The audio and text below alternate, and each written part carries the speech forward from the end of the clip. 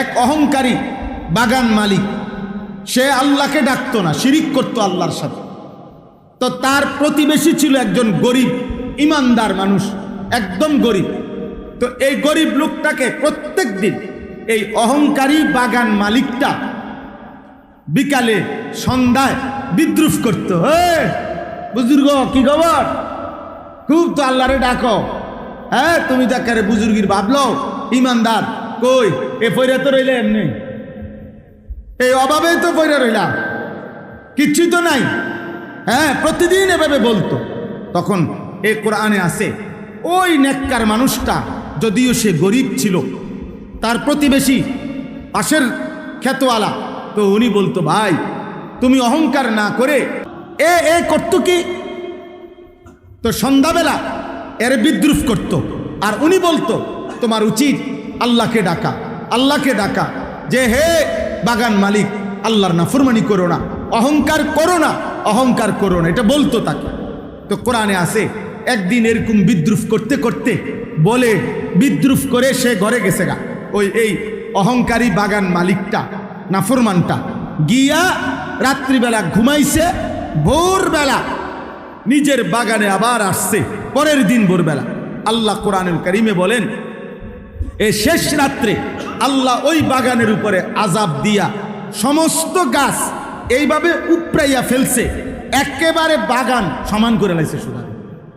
এইবার সকালবেলা আসবাহা ইউকাল্লিবু কাফাইহি, আল্লাহ তাআলা বলেন ভোরবেলা এই নাফরমান আইসে এবার এইরকম আহা আহা কি করলাম, আহা কি করলাম, নিজের হাতকে এরকম মুসরানো শুরু করছে আর বলতে লাগছে ইয়া লাইতানি লাম উশরিক বিরব্বি আহাদা, আহা আহা আমার মন্দ কপাল, আমি যদি আল্লাহর সাথে শিরিক না করতাম, বরং যদি আল্লাহকে ডাকতাম, যদি আল্লাহকে ডাকতাম, আজ আমার এত বড় মুসিবত হইতো না, আর মুসিবত হইতো না। তো আল্লাহ তাআলা বলেন এই বান্দা যখন সুখে থাকে তখন অহংকারী হয়ে যায়, বান্দা যখন দুঃখে থাকে হতাশ হয়ে আমি আল্লাহকে ভুলে যাই। তো আল্লাহ বলেন ওয়ালা ইন আযাকনাহু না'মা বা'দা দাররা, পুনরায় আমি যখন আবার ওই নাফরমানকেই তার বিপদ আর মুসিবত সরাইয়া আবার নিয়ামত দেই, আবার সুখ, আবার সুস্থতা আমি যখন তাকে দেই, তো লা ইয়াকুলান্না যাহাবা সাইয়্যাতু আন্নি, এবার মানুষের কাছে সে আবার বলে ভাই একটা পেরেশানিতে ছিলাম, একটা বিপদে ছিলাম, একটা মুসিবতে ছিলাম, এটি সব শেষ হয়েছে, এখন আর কোনো সমস্যা নেই, এখন আর সমস্যা নেই। আমি কয়দিন আগে একজনকে বলছি কি অবস্থা ভাই, হুজুর একটা মিল করে লইছি, বুঝেন নাই, মানে কয়দিন ধরে নি খাইছে, হ্যাঁ কয়দিন ধরে নি খাইয়া এরপরে এখন আবার যারা দৌড়াইছে তারার লগে একটা বাইল করে লইছে। এর যে যা বুঝেন বুঝেন, বুঝেন না কথাটা? হ্যাঁ আমি একজনকে বললাম যে ভাই মাশাআল্লাহ, হ্যাঁ আগে দেখছি আমনে থাকতেন পিছে, উনি থাকতো আগে, অন শুধু লোকটা মানে একটু আগ পিছে হয়েছে আর কি, অন উনি আগে ইনি পিছে, এরকম। অর্থাৎ জালেম আরেক জালেম খুঁজে নেয়, পাপী আরেক পাপীকে কি করে নেয়, তালাশ করে নেয়, অপরের সম্পদ লুণ্ঠনকারী সে আরেক লুণ্ঠনকারীকে কি করে নেয়, তালাশ করে। নাউজুবিল্লাহ, নাউজু। অথচ প্রত্যেক ব্যক্তি একেবারে ক্ষমতার মসনদে যে, অথবা সামান্য দুনিয়ার সাধারণ থেকে সাধারণ মানুষ, প্রত্যেকের এটা বোঝা উচিত এই রাত্রি অন্ধকার হয় আবার আলো হয়, আবার আলো অন্ধকার হয়। তাহলে যে আকাশে আলো ফুটে সেই আকাশে অন্ধকার আসে, যেই নদীতে জোয়ার আসে সেই নদীতে ভাটা আসে, যেই গাছে সবুজ পাতা ফোটে সেই গাছে ফুল আরেক পাতা হলুদ হইয়া ঝরে পড়ে। তাহলে বুঝাই গেল আমার জীবনের সুখ এটাও স্থায়ী না, আমার জীবনের দুঃখ এটাও স্থায়ী না। কাজে সুখের সময়ও আল্লাহকে না ভুলা, দুঃখের সময়ও আল্লাহকে না ভুলা, এটাই হচ্ছে কি ইমানদারের উচিত, এটাই উচিত কি ইমানদার। এবারে নেতা বলেন, কর্মী বলেন, জনগণ বলেন, শাসক বলেন, প্রত্যেকেরই এটা উচিত, প্রত্যেকেরই এটা ইনসাফ, প্রত্যেকেরই এটা ইনসাফ। তো আল্লাহ তাআলা বলেন লা ইয়াকুলান্না যাহাবা সাইয়্যাতু আন্নি, আমার মুসিবত চলে গেছে, যখনই বিপদ চলে যায় বলে ইন্নাহু লাফারিহুন ফাখুর। আল্লাহ বলেন নিশ্চয় এবার সে উল্লাসিত হয়, অর্থাৎ যখন একটু সম্পদ আছে ভোগ বিলাসিতায় মত্ত। বুড়া মিয়া গত 30 বছর ধরে কষ্ট করছে, এখন যখন ফুদ বিদেশ গিয়া টাকা পয়সার একটা মিল হইছে, এখন বাড়িঘর কইরা বাহ নাটক দেখে, সিনেমা দেখে, টেলিভিশন দেখে, খেলা দেখে, এখন পুতের বউ বেপর্দা, মেয়ে বেপর্দা না, উনি এখন পয়সার একটা ভাব দেখাইতেছে। এখন উনি বুঝাইতেছে আমার টাকা হইছে, আমার টাকা হইছে। এবার সে আনন্দে উল্লাসিত, আর হলো ফখুর অহংকারী, অহংকারী, অহংকারী। আল্লাহ তাআলা বলেন এই আচরণ বেঈমানের আচরণ। তাহলে দুঃখে আল্লাহকে ভুলে হতাশ হওয়া এটাও বেঈমানের আচরণ, সুখে আল্লাহকে ভুলে অহংকার করা এটাও কার আচরণ? কথা বলেন না, বেঈমানের আচরণ। আল্লাহ তাআলা বলেন সব আমি লিখে রেখেছি, ফয়সালা করে রাখছি, আমি আল্লাহ তাআলা তাকদীরের মধ্যে বন্টন করে দিয়েছি। একটা পিঁপড়া এখান থেকে ওই পর্যন্ত চলে যায়, কিন্তু ওই পর্যন্ত যাওয়ার পরে আরেকজনে মাইরা ফেলে, অথচ এই লোকটার থেকে সে বাইচা গেছিল। একটা মশা আমার হাত থেকে বাইচা গেছে, আমিও থাপ্পড় দিছিলাম, হয়তো আমি মারতে পারি নাই, কিন্তু এরপরের জন ঠিকই থাপ্পড় দিয়া মশাটা মেরে ফেলছে। বোঝা গেল তার রিজিক ওই পর্যন্ত ছিল, তার হায়াত ওই পর্যন্ত ছিল। তো এই জন্য একটা বিষয় আমাদের প্রথম বোঝা, আমি যে আয়াতগুলো পড়ছি এই আয়াতগুলো কোরআনুল কারীমের 12 নম্বর পারা 11 নম্বর সূরা, সূরা হুদ। এই সূরার 8, 9, 10, 11 চারটি আয়াত আমি তেলাওয়াত করেছি। এই অল্প একটু সময় আপনাদের সামনে এই আয়াতের তর্জমা বলতে চাচ্ছিলাম। তো এখানে একটা জিনিস আল্লাহ তাআলা একজন ইমানদার আর একজন বেঈমান নাফরমানের জীবনের একটা পার্থক্য তুলে ধরছেন। ইমানদারের জীবন কেমন হয় আর বেঈমান নাফরমান পাপীর জীবন কেমন হয়, আল্লাহ তাআলা এটা বুঝাইছেন এইখানে এই 4 আয়াত। এই একটু মনোযোগ দিয়ে শুনেন, তাইলেই বুঝবেন যে আমার জীবন আপনার জীবন কেমন চলতেছে।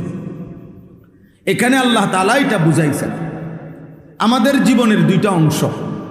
আমাদের জীবনে কখনো সুখ আসে, আমাদের জীবনে কখনো দুঃখ আসে। সুখ এবং দুঃখ এই দুইয়ের সংমিশ্রণেই আমাদের জীবন। এটা একদম অটোমেটিকলি আল্লাহর কুদরতি ফয়সালা যে দুনিয়ার হায়াতে একেবারে পূর্ণ হায়াত সুখ এটাও মিলবে না, আবার পূর্ণ হায়াত দুঃখ এটাও কি হবে না, হবে না। সুখ আর দুঃখের মিশ্রণ। কখনো আমার প্রত্যাশা পূরণ হয়, কখনো আমার প্রত্যাশা পূরণ হয় না। কখনো আমার চাওয়া পাওয়া পূরণ হয়, কখনো আমার চাওয়া পাওয়া পূরণ হয় না। কখনো ভালো লাগে, কখনো ভালো লাগে না। কখনো আনন্দ, কখনো বেদনা, কখনো সুখ, কখনো দুঃখ, কখনো হাসি, কখনো বিষণ্ণতা, কান্না। তো এর মাঝেই আমাদের জীবন, এর মধ্যেই জিন্দেগি। তো আল্লাহ তাআলা বলেন একজন বেঈমান, একজন নাফরমানের জীবন কেমন? নাফরমানের জীবন হলো যখনই সে অনেক দিন আরামে ছিল, যখনই তার উপরে কোনো বিপদ, মুসিবত, পেরেশানি সুখের পরে আসে, সাথে সাথে সে 2টা কাজ করে। 1 নাম্বার হলো হতাশ হয়ে পড়ে, 2 নাম্বার হলো আল্লাহ তাআলার অকৃতজ্ঞতা জ্ঞাপন করে। অকৃতজ্ঞ, আল্লাহ তাআলার নাফরমানি করে, আল্লাহ তাআলার নাফরমানি করে। আবার যখন একটি নির্দিষ্ট সময় পরে তার দুঃখ পেরেশানি দূর হয়ে যায়, সুখ স্বাচ্ছন্দ্য সচ্ছলতা আবার ফিরে আসে, তো আবার পুনরায় এবার বলে একটা পেরেশানিতে আসিলাম, একটা বিপদে আসিলাম, বিপদ আপদ সব কাইটা গেছে, হ্যাঁ এখন আর কোনো সমস্যা নেই, এখন আর কোনো সমস্যা নেই। এবার সে অহংকারী হয়ে যায়, এবার সে গর্বকারী হয়ে যায়, এবার আনন্দে আত্মহারা হইয়া আবার নাফরমানির মধ্যে লিপ্ত থাকে। আগের মুসিবতের সময়ও আল্লাহকে স্মরণ করে নাই, এখন সুখের সময়ও আল্লাহকে কি করে নাই, স্মরণ করে নাই। প্রতিবারই ভুলে যায় আল্লাহকে। প্রতিবারই মনে পড়ে না আল্লাহকে। আল্লাহ তাআলা বলেন, এর বিপরীতে যেই লোক ইমানদার, যেই লোক মোমেন, যেই লোক আল্লাহ চিনে, আখেরাত চিনে, যেই লোক, তো আল্লাহ তাআলা বলেন তার উভয় অবস্থাতে সে সবর করে। তার জীবন হলো যখনই আমার বিপদ কিংবা দুঃখ আসবে, ইমানদার মাত্রই সে সবর করে। সে বিশ্বাস করে, সে বুঝে যে আল্লাহ আমাকে সুখ দিয়েছেন, ওই আল্লাহ আমাকে দুঃখ দিয়েছেন, আবার সেই আল্লাহ আমার এই দুঃখ দূর করে আবার আমার জীবনে কি আনবেন? সুখ আনবেন। অর্থাৎ সে সবর করে, সে সবর করে। দুঃখে সে আল্লাহর উপর থেকে ভরসা হারায় না, সুখে সে আল্লাহ তাআলার অকৃতজ্ঞতা, নাফরমানি আর পাপ অবাধ্যতা করে না, বরং উভয় অবস্থাতে সে সবরের মাধ্যমে, আমলের মাধ্যমে সে তার জীবন পরিচালিত করে। দুঃখেও আল্লাহকে ডাকে, সুখেও আল্লাহকে ডাকে, আনন্দেও আল্লাহকে ডাকে, বেদনাতেও আল্লাহকে ডাকে। সর্বাবস্থায় আল্লাহ তাআলা বলেন, আমি ওয়াদা দিলাম আমার এমন ইমানদার বান্দার পুরা জিন্দিগির গুনাহ আমি মাফ করে দেব এবং শ্রেষ্ঠতম বিনিময় জান্নাত তাকে দিয়ে দেব, জান্নাত তাকে দিয়ে দেব। আর ওই যে নাফরমান, যেই নাফরমান প্রতিনিয়ত সে মনে করে হায়াত আল্লাহকে ভুলে যায়, যে এই বেঈমান, এই নাফরমান, এই পাপীর জীবন হইল সে সারাক্ষণ সুখ কামনা করে। তার কথা হইল 24 ঘন্টা পুরা হায়াত সুখ, আনন্দ, উল্লাস আমার প্রাপ্য, আমার প্রাপ্য এটা। এই জন্য যখনই বিপদগ্রস্ত হয়, পেরেশানিতে পড়ে, অভাবে পড়ে, দুঃখ এবং যন্ত্রণায় পড়ে, তখনই সে হতাশ হয়ে পড়ে। সবে তো ঠিক আছিল, কি থেকে কি হইল, হ্যাঁ আমার কপালে নি এত গজব, আমার কপালে নি এত মুসিবত, আরে খোদা আর বুঝি মানুষ দেখলা না, এই ইত্যাদি ইত্যাদি কথা। অর্থাৎ হতাশ হয়ে গেছে, আল্লাহর নাফরমানি করে ফেলছে। আল্লাহর নাম, আল্লাহর প্রতি যাহা গত এতদিন যাবৎ সুখে ছিলাম, আমি এতদিন সুস্থ ছিলাম, সেটা আমার আল্লাহ দিছেন, আজ মুসিবত আমার আল্লাহই দিছেন। তো আমার মনে রাখা দরকার ছিল কাকে? আল্লাহকে। আল্লাহকে অপেক্ষা করা দরকার ছিল আল্লাহর রহমতের, আশা করা দরকার ছিল আল্লাহর রহমতের। আল্লাহ বলেন বেঈমান এটা করতে পারে না, নাফরমান এটা করতে পারে না। নাফরমান দুঃখে হতাশ হয়ে যায়, সুখে অহংকারী হয়ে যায়। নাফরমান দুঃখে আল্লাহকে ভুলে যায়, আর সুখে আত্ম অহমিকায়, খুশি আর আনন্দে আর ফুর্তিতে আল্লাহর নাফরমানি। আজকে যুবক ছেলেগুলো নামাজ পড়ে না কেন? সুস্থ যে সে, হ্যাঁ 24 ঘন্টা দিবানিশি মোবাইলে অস্থির ছবি, নর্তকী দেখে কেন? সুস্থ যে সে, তার যৌবনের চাহিদা আল্লাহ তাআলা যে এখনো ঠিক রাখছেন, আল্লাহ যে এখনো ঠিক রাখছেন।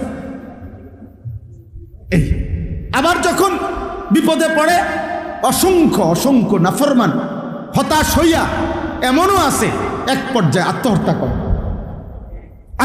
করে। অর্থাৎ এত দুঃখ, এত বেদনা, এত অস্থিরতা আর সহ্য হয় না। তাইলে উভয়টাই নাফরমানির কারণ।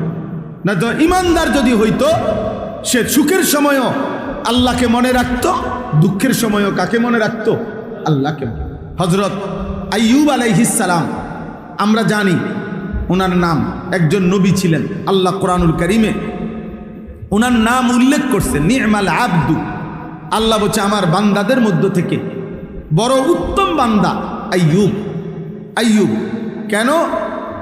কিতাবের মধ্যে আছে 12 বছর কিংবা 18 বছর তিনি রোগাক্রান্ত ছিলেন। দুইটা বর্ণনা, হয় 12 বছর নয়তো 18 বছর।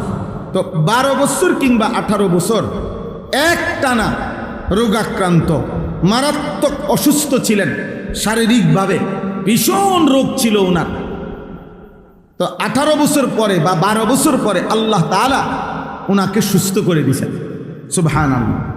সুস্থ হওয়ার পরে হযরত আইয়ুব আলাইহিস সালাম কিতাবে আছে, একদিন আল্লাহকে জিজ্ঞেস করছিলেন যে আয় আল্লাহ, গত 18 বছর, 12 বছর বা 18 বছর আপনি আমাকে এই যে দুঃখ কষ্ট পেরেশানিতে অসুখে আর রোগে কেন রাখলেন?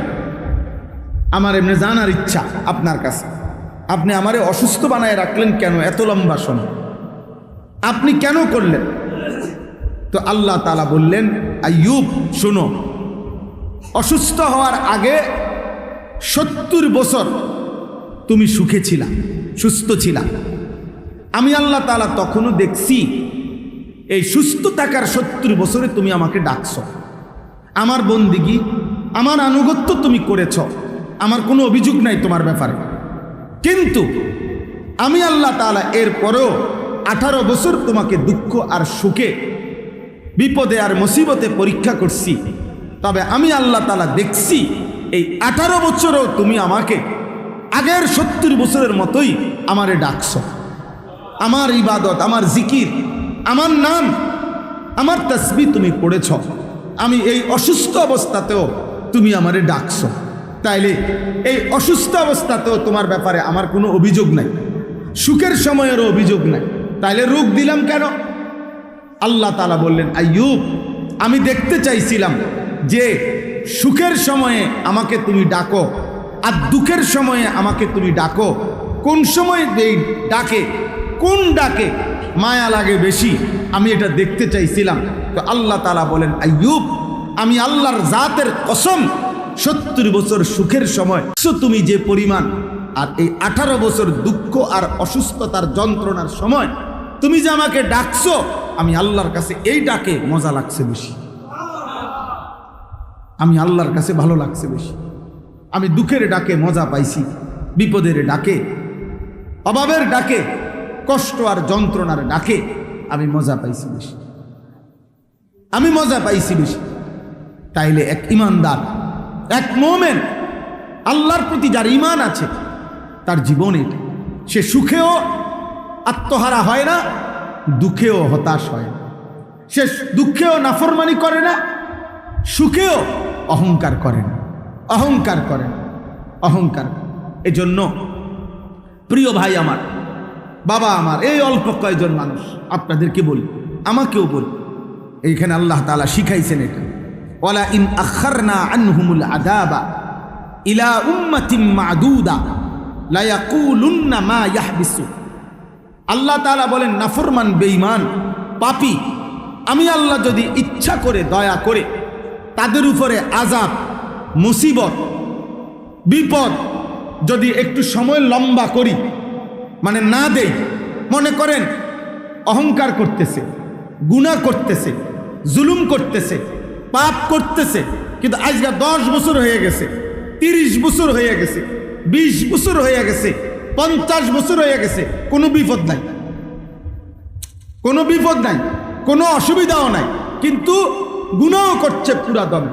আল্লাহ বলেন, যদি আমি ইচ্ছা করে কোনো মানুষের উপরে, কোনো জাতির উপরে আমার আযাব দীর্ঘায়িত করি, মানে দিচ্ছি না, অনেক দিন ধরে লম্বা করে রাখি, তো আল্লাহ তাআলা বলেন, লা ইয়াকুলুন্না মা ইয়াহবিসু। বেঈমান, নাফরমানরা তখন ইমানদারদেরকে, নবীদেরকে বিদ্রুপ করে, যে কই কই বলে না, নাফরমানি করলে, চুরি করলে, ডাকাতি করলে, জিনা করলে, ব্যভিচার করলে, নামাজ না পড়লে বলে না আযাব আসবে, কো আযাব কো, মা ইয়াহবিসু, কিসে আযাব আটকাইয়া রাখলো?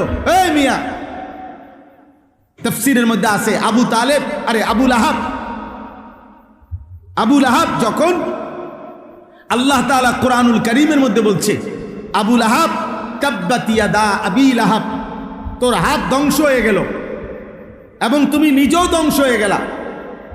এরপরে আবু লাহাব চূড়ান্ত, এটা তো আল্লাহ বলে রাখছে, কিন্তু আল্লাহ তাআলা যেদিন তাকে চূড়ান্ত আযাব দিছে, ওই আযাবের আগ পর্যন্ত এই বেঈমান প্রত্যেক দিন সকালবেলা ঘুম থেকে উঠেই নবীজির সাহাবাদের কাছে যাইতো, সাহাবাদের কাছে গিয়েই বলতে, এই আবু বকর, ওমর, এদিকে এই দেখো, এই দেখো, কই কেন, কোনো অসুবিধা আছে নি? দেখো, বুঝেন নাই? এই তোমাকে আল্লাহ না কইলো আমারে কি আদ বলে খাইয়া লেবো, ধ্বংস করে লেবো, কই কি আমার আদি সব ঠিক মতো আছে। এই অহংকার। আল্লাহ তাআলা বলেন, নাফরমান এমন হয় যে আমি যদি আযাবটাকে একটু দেরি করছি, দিচ্ছি না ইচ্ছা করে, তো তারা বলে মা ইয়াহবিসু, আল্লাহর আযাব কিসে আটকায় রাখলো? কই আল্লাহ, কই আযাব, কই আযাব আসে না কেন? এখানে এই সূরার মধ্যে আছে প্রত্যেক যত জাতিকে, আশ্চর্য হবেন, প্রত্যেক জাতি, নাফরমান পাপী ব্যক্তি জাতিকে আযাবের আগে ওই ব্যক্তি ওই জাতি বারবার নবীদের কাছে বলতো ফাতিনা বিমা তাইদুনা ইন কুনতা মিনাস সাদিকিন। হে নবী হুদ, লূত, শুআইব, সালেহ, এরকম নবীদের নাম বলতো, তুমি যে বলছো আমাদের উপরে আল্লাহর আযাব আসবে, যদি তোমার কথা সত্য হয়ে থাকে তো আনো আযাব, আনো, ফাতিনা, আযাব নিয়ে আসো। কই আযাব, কই আযাব, কই? এই প্রত্যেক জালেম, প্রত্যেক পাপী ধ্বংস হওয়ার আগে এই পরিমাণ অহংকার করে, অহংকারের সময় সে মনে করে তার জীবনে আর সুখ আসবে, দুঃখ আসবে না, তার জীবনে আর মুসিবত আসবে না, তার উপরে কোনো মুসিবত আসবে না, তার উপরে কোনো আযাব আসবে না, সে মনে করে, সে অহংকার করে। আল্লাহ তাআলা বলেন আলা ইয়াউমা ইয়াতিহিম, হে নবী বলে দেন, হে নাফরমান, যেদিন সত্য সত্য আল্লাহর আযাব এসেই যাবে, লাইসা মাসরুফান আনহুম, সেদিন এই পৃথিবীর কারো আর ক্ষমতা থাকবে না সেই আযাবকে প্রতিহত, সেই আযাবকে আর প্রতিহত করার ক্ষমতা থাকবে না, থাকবে না। হ্যাঁ, কোরআনুল কারীমের মধ্যে আল্লাহ তাআলা বলেন ইন্না আযাবা রাব্বিকা লাওয়াকি লাইসা লাহু মিন দাফি', নিশ্চয় আল্লাহর আযাব আসবেই আসবে, লাইসা লাহু দাফি', আল্লাহ বলেন আল্লাহর আযাব যেদিন আসবেই সেদিন আর কেউ থাকবে না যে তাকে প্রতিহত করবে। লিল কাফিরিনা লাইসা লাহু দাফি', আল্লাহ বলে বেঈমান, পাপী, কাফের, নাফরমানের জন্য আমার আযাব আসবেই আসবে, লাইসা লাহু দাফি', ওই আযাব প্রতিহত করার কেউ থাকবে। ফেরাউনের উপরে যখন আযাব আসছে তো এবার আর কেউ ঠেকাইতে পারছে? নমরুদের উপরে যখন আযাব আসছে তো এবার আর কেউ ঠেকাইতে পারছে? কারুনের উপরে যখন আযাব আসছে তো এবার আর কেউ ঠেকাইতে পারছে? নূহ আলাইহিস সালামের কওমকে যখন আল্লাহ তাআলা পানিতে ডুবাইয়া ফেলছে, এবার আর কেউ থামাইতে পারছে? হ্যাঁ, হযরতে শুআইব আলাইহিস সালাম, সালেহ আলাইহিস সালাম, হুদ আলাইহিস সালাম, লূত আলাইহিস সালাম, উনাদের কওমকে আল্লাহ তাআলা আযাব দিয়ে ধ্বংস করছেন। কোরআনে আল্লাহ বলছেন, এই সূরাতে আছে ফাআসবাহু ফি দারিহিম জাসিমিন, এই নাফরমান জাতি তারা প্রত্যেকে তাদের ঘরের মধ্যে উপুর হইয়া ময়রা পড়েছিল। একটা কোলের বাচ্চা, দুধের বাচ্চা, পেটের বাচ্চা, একটা নারী, একটা পুরুষ আল্লাহর আযাব থেকে বাঁচেন, একজনও না, একজনও না, একজনও না, একজনের। এখানে আছে আল্লাহ তাআলা বলছেন ফাকাতানা দাবিরাল্লাযীনা কাযযাবু, আমি আল্লাহ তাআলা বেঈমানের, মিথ্যাবাদীর, নাফরমানের গোড়া সুদ্ধা, লেজ সুদ্ধা, বংশ সুদ্ধা কাইটা দিলাম। অর্থাৎ বিষয়টা হইল আমার দাদা, আমার দাদার বাপ, আমার বাপের দাদা, একটা বংশের সিরিয়াল আছে, কিন্তু অবাধ্য জাতির আর কোনো বংশধর নাই। আছে কোনো? ফেরাউনের কোনো বংশধর আছে? নমরুদের কোনো বংশধর আছে? কারুনের কোনো বংশধর আছে? বলে আবু জাহেলের বংশধর আছে? নাই। অথচ আরব দেশের মানুষ তাদের বংশের ধারা সংরক্ষণ করা, এটা আরবের একটা ঐতিহ্য। এখনো আরব দেশের মানুষ যুগ যুগ ধরে তাদের অভ্যাস ছিল, এখনো আছে, তারা তাদের পূর্বপুরুষের বংশের ধারা এটা লিখিত রাখে, তাদের কাছে ডকুমেন্টস আছে। তাদের 32 পুরুষ আগে কে ছিল নাম এটা তারা বলতে পারে। 30 পুরুষ আগে, মনে করেন আজ থেকে 500 বছর আগে, 700 বছর আগে তাদের পূর্বপুরুষ কে ছিলেন তারা এটা বলতে পারে, এখনো বলতে পারে তারা। কিন্তু আবু জাহেল, আবু লাহাব, এইসব বেঈমানের বংশধারা আর পৃথিবীতে নাই। ইন্না শানিআকা হুয়াল আবতার, আল্লাহ বলছে বন্ধু, নিশ্চয়ই যারা আপনার নিন্দা করে, আপনি রসুলকে বিদ্রুপ করে, আমি আল্লাহ বললাম একদিন তারাই নির্বংশ হবে। আবতার মানে নির্বংশ। নবীজির ছেলেরা যখন সবাই মারা গেছে, তখন মক্কার কাফেররা বলছিল মুহাম্মদের একটা ছেলেও বাঁচে নাই। অতএব যার ফুট বাঁচে না তারে আটখুরা কয়, নির্বংশ কয়। হ্যাঁ, আর কি কয়?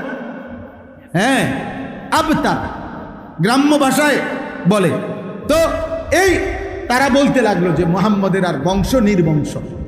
আল্লাহ তাআলা বলছে, না বন্ধু, আপনার বংশ নির্বংশ না, বরং বেঈমানের বংশই নির্বংশ। নাফরমানের বংশই মূলত কি হবে? নির্বংশ। তো আল্লাহ তাআলা এখানে বলেন, ওয়াহাকা বিহিম মা কানু বিহি ইস্তাহজিউন, যেই আযাব নিয়ে ঠাট্টা করতেছিল নাফরমানরা, একদিন ওই আযাবই তাদের সকলকে ঘিরে ধরবে। ওয়াহাকা মানে হলো ঘিরে ধরবে, ঘিরে ধরবে, একদিন ঘিরে ধরবে। সেদিন ওই আযাব থেকে নেতা কিংবা কর্মী, বড় কিংবা ছোট, পুরুষ কিংবা নারী, জওয়ান কিংবা বৃদ্ধ, কেউ আর বাঁচবে, কেউ আর বাঁচবে না। এরপর আল্লাহ বলেন, ওয়ালা ইন আযাকনাল ইনসানা মিন্না রাহমাতান সুম্মা নাযা'না মিনহু। এই আল্লাহ বলেন নাফরমান পাপী মানুষের অভ্যাস কেমন।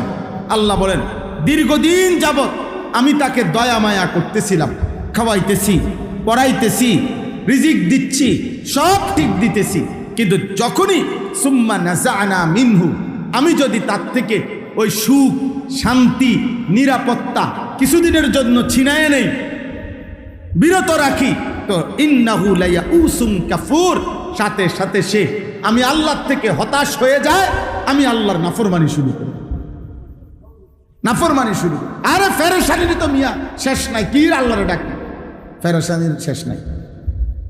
বুঝেন? একজন হয়তো দিনদার কইছে যে আল্লাহরে ডাকো, আরে থুত মিয়া, আপনার গো হুজুর আর কোনো কাম নাই, বইয়া বইয়া এই সব সময় আমার এত বড় বিপদ যায়, এবার কয় আল্লাহরে ডাকতে।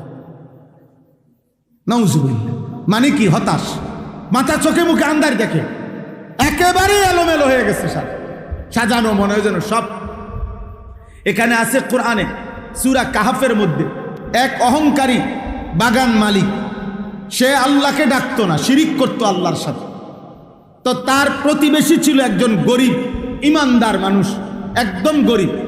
তো এই গরিব লোকটাকে প্রত্যেক দিন এই অহংকারী বাগান মালিকটা বিকালে সন্ধ্যায় বিদ্রুপ করতো, বুজুর্গ কি খবর, খুব তো আল্লাহরে ডাকো, হ্যাঁ তুমি দেখারে বুজুর্গির ভাবলো, ইমানদার কই, এ পয়রা তো রইলে এমনি, এই অভাবেই তো পয়রা রইলাম, কিচ্ছুই তো নাই।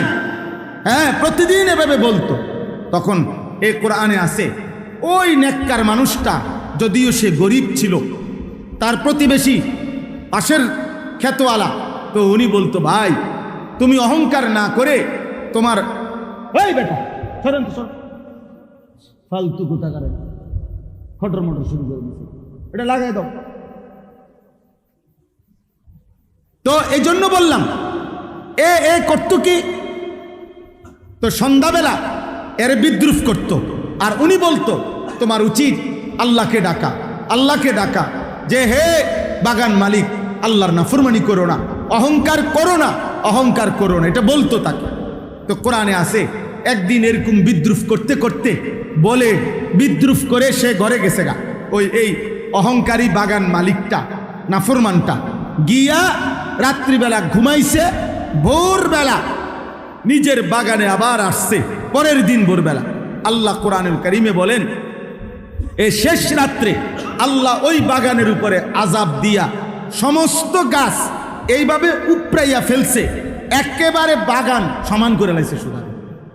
এইবার সকালবেলা আসবাহা ইউকাল্লিবু কাফাইহি, আল্লাহ তাআলা বলেন ভোরবেলা এই নাফরমান আইসে এবার এইরকম আহা আহা কি করলাম, আহা কি করলাম, নিজের হাতকে এরকম মুসরানো শুরু করছে, আর বলতে লাগছে, ইয়া লাইতানি লাম উশরিক বিরব্বি আহাদা, আহা আহা আমার মন্দ কপাল, আমি যদি আল্লাহর সাথে শিরিক না করতাম, বরং যদি আল্লাহকে ডাকতাম, যদি আল্লাহকে ডাকতাম, আজ আমার এত বড় মুসিবত হইতো না, আর মুসিবত হইতো না। তো আল্লাহ তাআলা বলেন, এই বান্দা যখন সুখে থাকে তখন অহংকারী হয়ে যায়, বান্দা যখন দুঃখে থাকে হতাশ হয়ে আমি আল্লাহকে ভুলে যাই। তো আল্লাহ বলেন, ওয়ালা ইন আযাকনাহু না'মাআ বা'দা দাররাআ, পুনরায় আমি যখন আবার ওই নাফরমানকেই তার বিপদ আর মুসিবত সরাইয়া আবার নিয়ামত দেই, আবার সুখ, আবার সুস্থতা আমি যখন তাকে দেই, তো লা ইয়াকুলান্না যাহাবা সাইয়্যাতু আন্নি, এবার মানুষের কাছে সে আবার বলে, ভাই একটা পেরেশানিতে ছিলাম, একটা বিপদে আসিলাম, একটা মুসিবতে ছিলাম, এটি সব শেষ হয়েছে, এখন আর কোনো সমস্যা নেই, এখন আর সমস্যা নেই। আমি কয়দিন আগে একজনকে বলছি, কি অবস্থা ভাই? হুজুর একটা মিল করে লইছি। বুঝেন নাই? মানে কয়দিন ধরে নি খাইছে, হ্যাঁ কয়দিন ধরে নি খাইয়া এরপরে এখন আবার যারা দৌড়াইছে তারার লগে একটা বাইল করে লইছে। এবার যে যা বুঝেন বুঝেন, বুঝেন না কথাটা? হ্যাঁ, আমি একজনকে বললাম যে ভাই মাশাআল্লাহ, হ্যাঁ আগে দেখছি আমনে থাকতেন পিছে, উনি থাকতো আগে, অন শুধু লোকটা মানে একটু আগ পিছ হয়েছে আর কি, অন উনি আগে ইনি পিছে, এরকম। অর্থাৎ জালেম আরেক জালেম খুঁজে নেয়, পাপী আরেক পাপীকে কি করে নেয়? তালাশ করে নেয়। অপরের সম্পদ লুণ্ঠনকারী সে আরেক লুণ্ঠনকারীকে কি করে নেয়? তালাশ করে। নাউজুবিল্লাহ, নাউজু।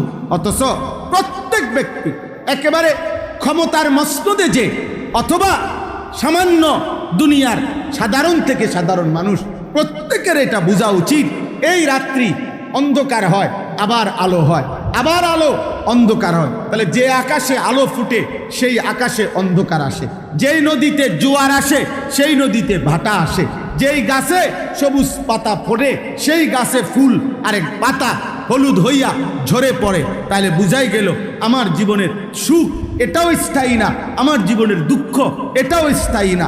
কাজে সুখের সময়ও আল্লাহকে না ভুলা, দুঃখের সময়ও আল্লাহকে না ভুলা, এটাই হচ্ছে কি ইমানদারের উচিত, এটাই উচিত কি ইমানদার। এবার নেতা বলেন, কর্মী বলেন, জনগণ বলেন, শাসক বলেন, প্রত্যেকেরই এটা উচিত, প্রত্যেকেরই এটা ইনসাফ, প্রত্যেকেরই এটা ইনসাফ।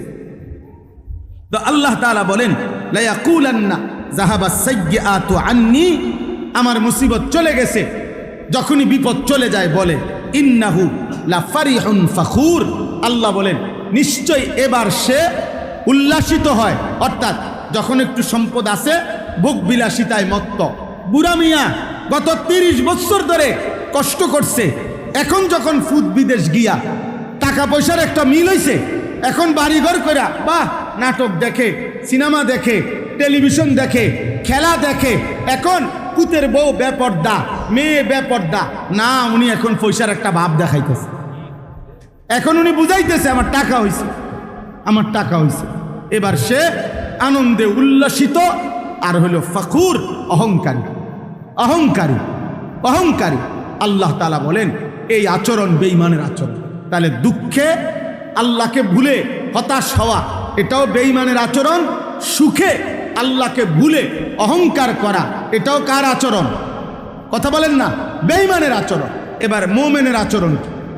আল্লাহ তাআলা বলেন এই শেষ আয়াত, ইল্লাল্লাযীনা সাবারু, কিন্তু আমার যেই সকল বান্দা সব অবস্থায় সবর করে। সবর করার মূল অর্থ হইল আল্লাহর হুকুমের উপরে টিকে থাকা। আমরা স্বাভাবিকভাবে সবর বলতে বুঝি ধৈর্য ধরা, এটাও অর্থ ঠিক আছে, কিন্তু তাফসীরের ভাষায়, আরবি ভাষার মূল অর্থ হইল সবরের, তাফসীরের ভাষায়, পরিভাষায় আল্লাহ তাআলার হুকুমের উপরে মজবুত থাকা, এটাকে বলে সবর। অর্থাৎ আল্লাহর হুকুমের উপরে আমি গুনাহ করব না, আল্লাহর আদেশও আমি কি ছাড়ব না, এটাকে বলে সবর।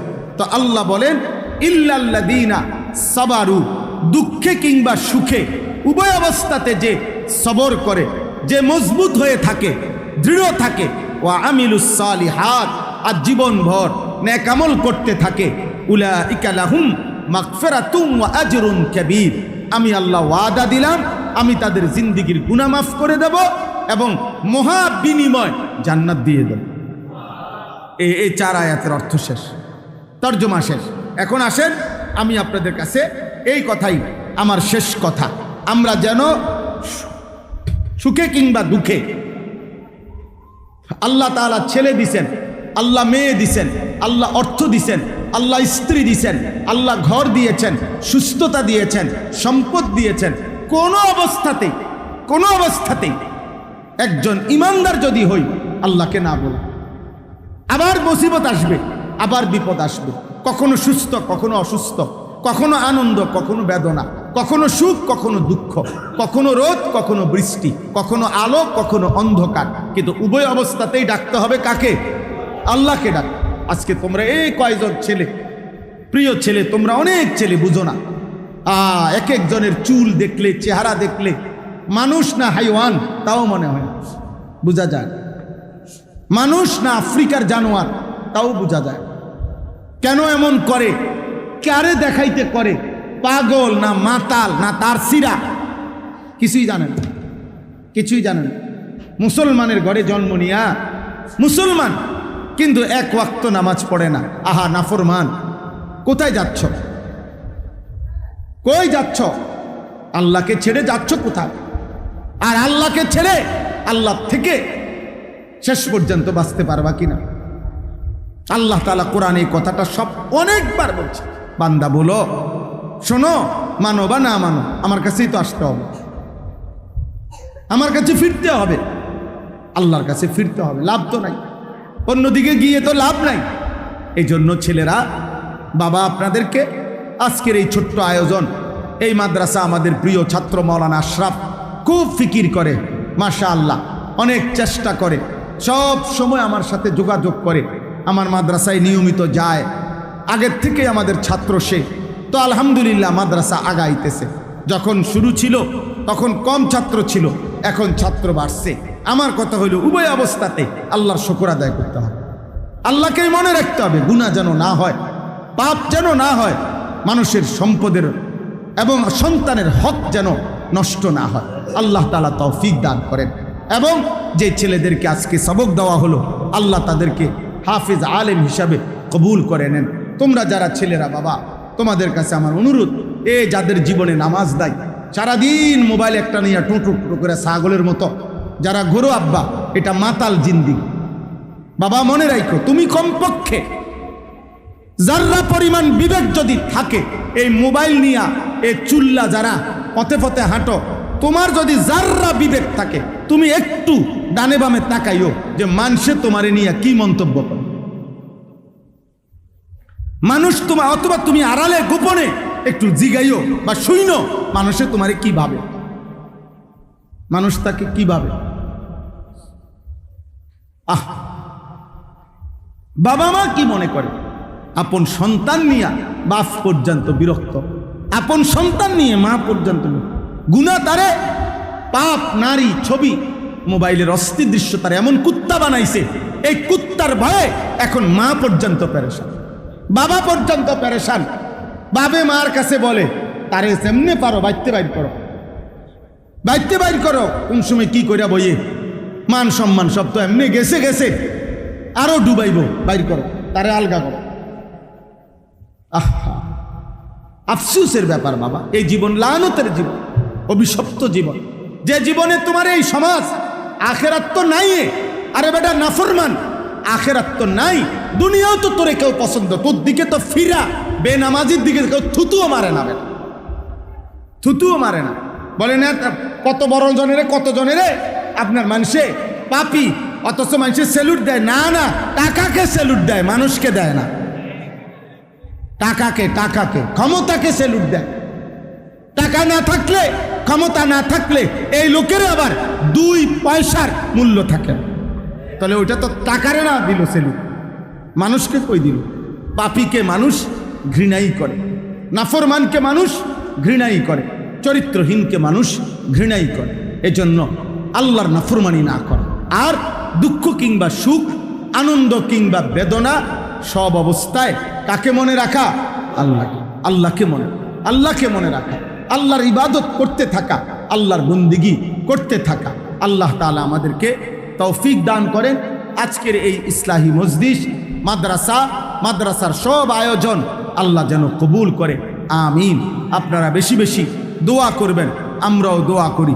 যে কয়জন বাবা ভাই আসছেন, জায়গা দেওয়া গেছে না ঠিক মতো, ছেলেরা বাবা তোমরাও নামাজ পড়ো, নামাজ পড়ো আব্বা, মুসলমান হও। ওই দেখেন, ওই দেখেন, ওই দেখেন ব্যস্ত মোবাইল নিয়ে, মানে একটা মিনিট শয়তান নীরবে থাকতে দেয়। এটাই আমার আফসোস। আহা বাবা হাসো না, ছেলেদেরকে বলি আফসুস আব্বা, বড় মারাত্মক। এই মোবাইল তোমাদেরকে শেষ পাগল বানায় গেল। একটা মিনিট তারে স্বস্তিতে থাকতে দেয়। রাত নাই, দিন নাই, সকাল নাই, দুপুর নাই, মা বাবা, ইজ্জত সম্মান, বংশ কিচ্ছু নাই ছেলেতে। সারা দিন এই মোবাইল এটা লইয়া গেল। এটাই জীবন, রাত দিন গড়ানো। কে মা, কে বাবা, কি বংশ, কি ইজ্জত, কি সম্মান, না কিচ্ছু বোঝে, কিচ্ছু বোঝে। এই অল্প অল্প মাদ্রাসা, কিছু পড়ালেখা, কিছু কোরআন সুন্নার বাতি যদি না থাকতো তো পুরা সমাজ জাহিলিয়াত অন্ধকার হয়ে যাইতো আব্বা। আল্লাহর কুদরতে এই জন্য মাদ্রাসার পরিমাণ এত বাড়ছে। আগে এত গলি গলি কোনায় কোনায় এত মাদ্রাসা ছিল না। আমরাও তো ছোটবেলায় পড়ালেখা করছি। 30 বছর আগে, 20 বছর আগে, 25 বছর আগে আমরাও তো পড়ালেখা করছি আব্বা। এত প্রতিষ্ঠান ছিল না। এখন গুনার মাত্রা যেহেতু বেড়ে গেছে, আল্লাহ তাআলা আল্লাহর দিন হেফাজতের ব্যবস্থাও আল্লাহ বাড়ায় দিছে। হ্যাঁ, বাস্তবতা এটা। নাহলে এত মাদ্রাসা কেন? জায়গায় জায়গায় মাদ্রাসা, ঢাকা শহরে বিল্ডিংয়ে বিল্ডিংয়ে মাদ্রাসা। মূল কারণ এটা, নাফরমানির মাত্রা বেড়ে যাওয়াতে আল্লাহ তাআলা তার দিন হেফাজতের মাত্রাও কি করে দিছে? বাড়ায় দিছে। আলহামদুলিল্লাহ, আলহামদুলিল্লাহ। আল্লাহ তাআলা এই মাদ্রাসাকে কবুল করে নেন। এই মাদ্রাসা আরো আল্লাহ তাআলা বরকত দান করেন। আল্লাহ আমাদের সবাইকে ঈমান আমল দান করেন। আলহামদুলিল্লাহি রাব্বিল আলামিন। আল্লাহুম্মা আনতাস সালাম ওয়া মিনকাস সালাম, তাবারাকতা ইয়া যাল জালালি ওয়াল ইকরাম। মাওলাই করিম, আপনি মাফ করে দেন। মেহেরবান মাওলা, আপনি মাফ করে দেন। ঈমান আমল দান করেন, ইজ্জত আফিয়ত দান করেন, তাকওয়া তাহারত দান করেন। আল্লাহ এলাকার আশপাশের দূর দূরান্তের সমস্ত কবরবাসীদেরকে মাফ করে দেন। কিয়ামত পর্যন্ত কবরের আযাব মাফ করে দেন। আয় আল্লাহ, আমাদের সকলকে মাফ করে দেন। আল্লাহ, আমাদের জিন্দেগি সুন্দর করে দেন। আপনার ইবাদত বন্দিগি করার তৌফিক দান করেন। অসুস্থ বিমারি যারা, শিফায়ে কামেলা আজেলা দান করেন। আয় আল্লাহ, মৌলানা আশরাফের বাবাকে আল্লাহ পুরি শিফা দান করেন, পুরি শিফা দান করেন। আল্লাহ আরও যতজন যেখানে অসুস্থ, আল্লাহ সকলকে শিফায়ে কামেলা আজেলা দান করেন। আল্লাহ আমাদের প্রত্যেকের নেক মাকসাদ পূরণ করে দেন, অভাব দূর করে দেন। হায়াতে, রিজিকে, ইলমে, আমলে আপনি বরকত দান করেন। আয় আল্লাহ, এই মাদ্রাসা আপনি কবুল করে নেন, মাদ্রাসা আপনি কবুল করে নেন। যে বাচ্চাগুলো, ছেলে মেয়েকে কোরআনের সবক দেওয়া হলো, আল্লাহ এদেরকে হাফেজ, আলেম, মুত্তাকি, আরিফ, রব্বানি বানিয়ে দেন। এদের মা বাপকে মাফ করে দেন। এদের খানদানের কবরবাসীদেরকে মাফ করে দেন। আয় আল্লাহ, এই মাদ্রাসাকে উসিলা করে এই এলাকার বাচ্চাদের দিন শেখার উত্তম মার্কাজ আপনি কবুল করে নেন। আল্লাহ, মদিনার নূর এই মাদ্রাসা থেকে আপনি জারি করে দেন, আপনি জারি করে দেন। আল্লাহ, আমাদের মহাব্বতের এই বাবা, ভাই, কিশোর, যুবক সকলকে মাফ করে দেন। আয় আল্লাহ, আপনি সবাইকে কবুল আর মনসুর করেন। আল্লাহ, এখানের অধিকাংশ বাবা ভাইকে আমি চিনি। আল্লাহর আমাদের মহব্বতের সকলকে উত্তম বিনিময় দান করেন। আমাদের ফরহাদকে আল্লাহ আপনি সুস্থতার হায়াত দান করেন। আল্লাহ, আমাদের সমস্ত ছেলে পেলে মহব্বত যারা করে সকলকে কবুল আর মনসুর করে নেন। রব্বির হামহুমা কামা রব্বায়ানি সগীরা। সুবহান রব্বিকা রব্বিল ইজ্জাতি আম্মা ইয়াসিফুন ওয়া সালামুন আলাল মুরসালিন ওয়ালহামদুলিল্লাহি রাব্বিল আলামিন।